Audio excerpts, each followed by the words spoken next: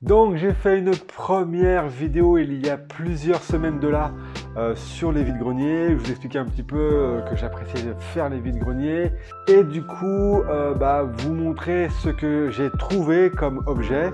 Et c'est vrai que j'aime beaucoup tous les objets un petit peu vintage.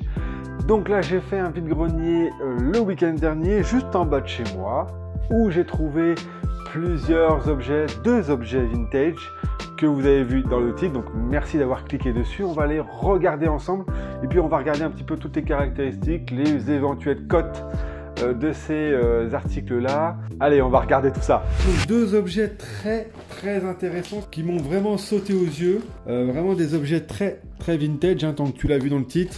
Une BD Astérix et Obélix et Cléopâtre et donc le Polaroid. On va regarder tout ça ensemble. Donc je voudrais commencer tout d'abord par la BD. Donc c'est vrai que l'univers de la BD, j'en avais beaucoup étant jeune, hein. Je suis de la génération Tintin, Astérix, etc. Mais je recherchais vraiment des BD encore plus anciennes, des années 60, 70. Et j'ai donc trouvé celle-ci, donc une BD plutôt récente, on va dire, c'est pas quelque chose de très rare.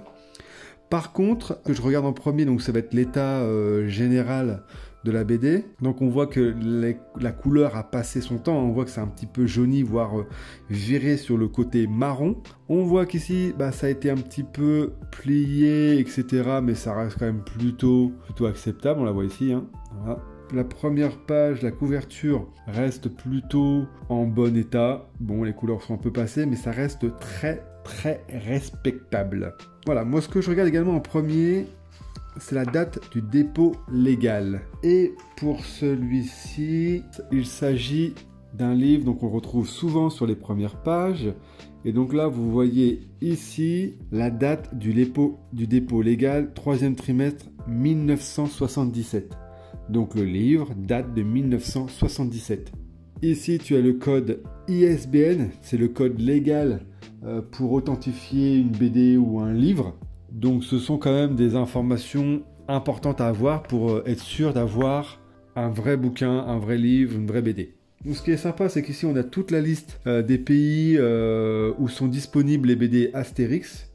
Donc c'est très sympa, hein. On a l'Australie, l'Autriche, la Belgique, l'Espagne, l'Islande, l'Indonésie, la Nouvelle-Zélande, la Suède, la Yougoslavie, ouais, il y a même des pays qui n'existent plus. Donc c'est ça qui est vraiment très intéressant, ce que je recherche, c'est vraiment les objets qui ont traversé le temps et qui sont en parfait état, voire en très bon état. Donc les images, les couleurs sont quand même encore très bonnes, elles sont bien conservées, très peu de marques d'usure. Je vérifie également qu'il n'y ait pas de gribouillage, ça arrive très souvent que certains livres sont gribouillés, coloriés, etc. Donc j'essaie d'être vigilant par rapport à ça. Donc le livre est vraiment en très bon état. Astérix et Cléopâtre, c'est un livre qui est quand même, comme je vous disais, assez commun, mais qui est quand même difficile à trouver en très bon état. Donc on va les regarder ensemble si vous voulez bien un petit peu les cotes et toutes les caractéristiques de ce livre-là. Alors du coup j'ai lancé une recherche Astérix Cléopâtre BD sur Google, comme vous voyez là à l'écran. Sur le premier lien, on a le site officiel donc de la BD avec toutes les informations principales sur la BD. Donc là, on le voit bien, scénario de Goscinny, dessin de Uderzo forcément, édité par Hachette. La première publication, vous voyez, c'est le 5 décembre 63. Et première édition en album, c'est 65. Et moi, elle date de 77. Donc ça veut dire que j'ai pas la première version d'Astérix et Cléopâtre. D'ailleurs, on le voit sur la pochette ici, hein, sur la couverture, elle n'est pas du tout la même que celle que j'ai. Donc moi, ça doit être une réédition, vous voyez, éditeur Dargaud. Je le vois sur ma couverture. Alors ici, après, il va nous reparler un petit peu de toute l'histoire. Personnage de l'album, ok. Ah, voilà, ça c'est en différentes langues, vous voyez. Et donc là, moi, c'est celui-là que en fait, j'ai celui-là, mais en français. Il faudra que j'arrive à retrouver celui-là. Et vous voyez, donc là, c'est ce que je vous disais tout à l'heure, le numéro ISBN. Donc moi, c'est vraiment une autre édition. Donc c'est celui-là. Hein. Non, ça c'est en allemand. Et moi, je veux cela, mais en français. Donc il va falloir aller chercher et voir ce que c'est. Vous savez ce qu'on va faire? On va retourner sur Google. Astérix Cléopâtre BD et je vais mettre 1977. Voilà, c'est celui-là. On va essayer de choper des infos. Alors, BD Fil. Donc là, on a un site de BD. Donc c'est bien celui-là. Parce que là, vous voyez, il y a une édition, donc la première en 65, qui est estimée à 350 €. l'édition de 66, estimée à 20 €, qu'on retrouve là. Donc tu as la 68, donc on va aller directement à la 77, qui est là. Pas d'estimation. Si je clique dessus, ça c'est le synopsis, on s'en fiche. Ce qu'on va faire, on va aller voir directement les cotes. On va aller sur eBay, qui est le site de référence de vente de particuliers, surtout pour les produits d'occasion. Et on va taper Astérix Cléopâtre 1977. Voilà. Et on va, alors, ce que je vous conseille les jeunes, c'est d'aller voir les ventes réussies. Parce que les mecs ils mettent des prix parfois un peu délirants. Vous voyez là il y a une grosse différence. Hein. Lui 6, 5, 24. Voilà, il y a une grosse différence. Mais bon après tu peux faire une moyenne. Donc ce que j'aime bien faire c'est vente terminée ou vente réussie. On va mettre les deux. Vente réussie.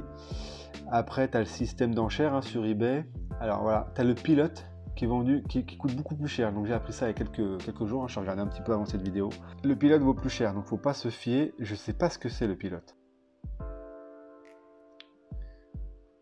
Voilà, là ici on voit la collection pilote, présente une aventure d'Astérix le Gaulois. Et on n'a pas cette phrase, voilà. Et ici tout ça on n'a pas, ce petit cadre. Et après tout le reste c'est la même chose.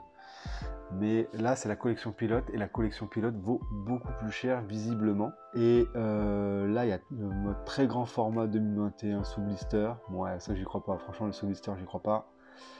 Donc voilà, il est vendu à peu près, ouais, je pense que couverture à l'envers. En croate, 49 €.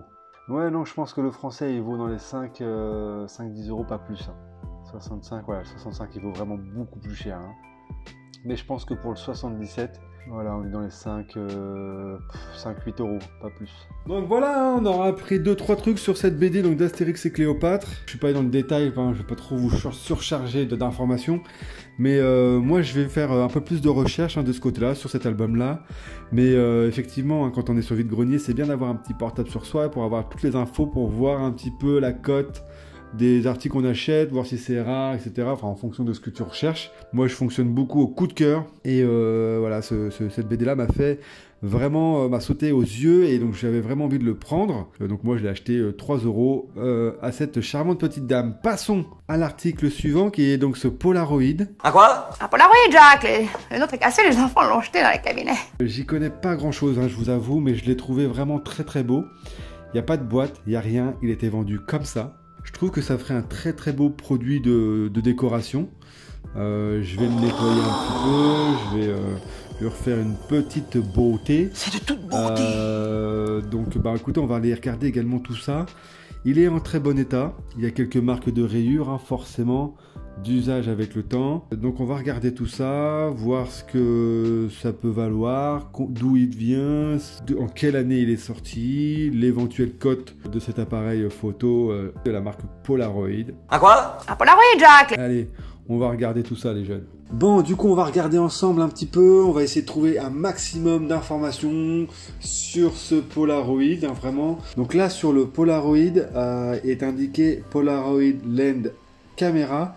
Et il y a le chiffre 1000 au-dessus du bouton vert. Donc on va essayer de taper ces informations-là pour retrouver des infos là-dessus. Donc si je tape Polaroid Lens Camera 1000, ah voilà, le premier truc qui sort. Donc ça doit être une caméra très connue. On va aller voir sur eBay, qu'est-ce qu'il nous propose automatiquement. Donc si je tape Polaroid 1000. Ok, on va se mettre en vente réussie. On va regarder un petit peu la cote sur eBay. Ah ouais, lui il a la boîte, ça c'est bien. Ouais, je vais laisser toutes les annonces. En général, je mets achat immédiat parce que, vous savez, sur eBay, les enchères, il y a beaucoup de gens qui créent des faux comptes pour surenchérir dessus. Donc des fois, c'est un peu bidonné. Donc bon, on va laisser toutes les annonces. On va essayer de prendre du recul et de pas se focaliser trop sur le prix. Donc là, avec la boîte, 20 €, il l'a vendu le mec. Donc là, il a le bouton vert, lui. Lui, il a un bouton rouge. Je sais pas si ça, vous voyez, ouais, il l'a noté là. Bouton rouge, je sais pas si ça a une cote particulière, la différence entre bouton rouge et bouton vert. En tout cas, il l'a vendu 15 € lui.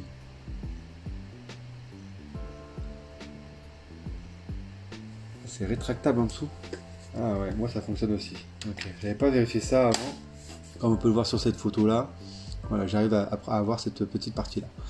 Bref, du coup, lui, il l'a vendu 15 € en bouton rouge.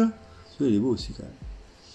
10 balles, bouton vert, Polaroid 1000 différences, bouton rouge, bouton vert, hein, soyons concrets les gars. Il y a des gens qui ont tapé cette question-là avant nous, hein. C'est quoi la différence?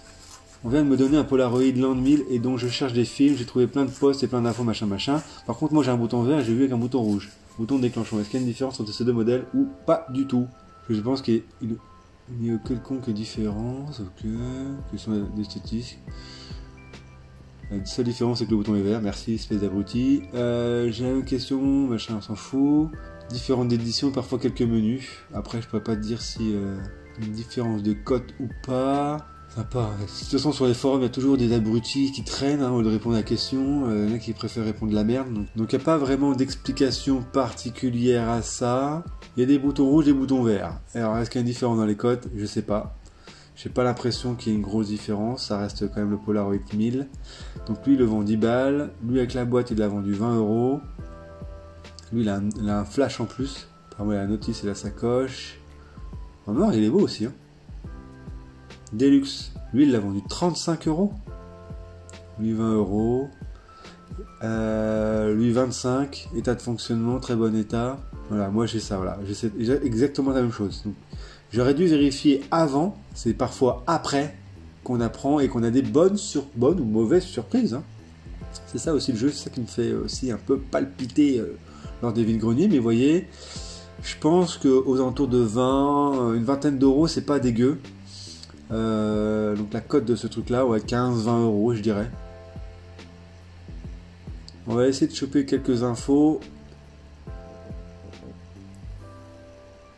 Donc lui il est bien restauré, il est bien blanc. Moi il est un petit peu jauni, hein, la partie blanche. Donc produit à millions d'exemplaires, son design unique surgit d'une autre époque, fin des années 70. A très bien vu au point de laisser Lincoln Vintage. Donc c'est un appareil qui est quand même très recherché, qui est très courant. C'est pas un modèle très rare. La grande force du Polaroid Land Camera 1000 réside bien sûr dans son look extrêmement sympathique. Et c'est vrai que c'est ce qui m'a vraiment sauté aux yeux. Il a vraiment un look atypique. Et ça fait vraiment un beau modèle vintage de collection, hein. Le blanc cassé qui couvre une bonne partie de la face avant, combiné au noir utilisé pour le reste du boîtier, participe pour beaucoup à la réussite de son design.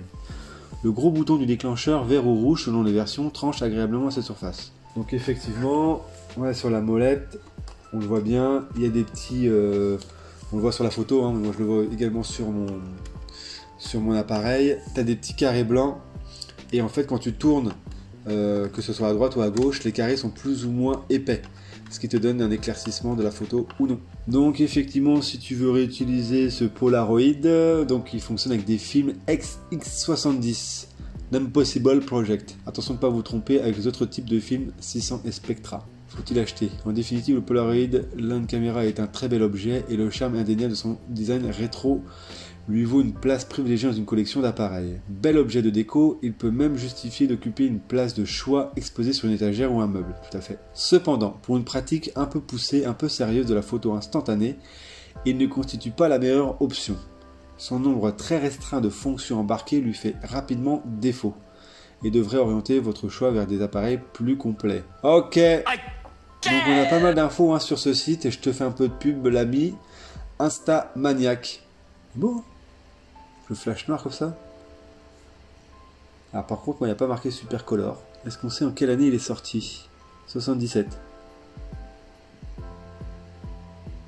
Voilà. Donc deux articles super beaux, super intéressants qui datent d'il y a plusieurs années. Et c'est ça qui m'intéresse, c'est retrouver ces petits articles-là qui ont traversé le temps. Donc merci d'avoir regardé cette vidéo jusque-là. N'hésite pas à t'abonner à la chaîne, n'hésite pas à mettre un petit pouce bleu et un petit commentaire en dessous, ça fait toujours plaisir. Je vais essayer de faire d'autres vidéos des objets que j'ai récupérés dans les vides-greniers. Donc n'hésite pas à suivre tout ça. Ciao!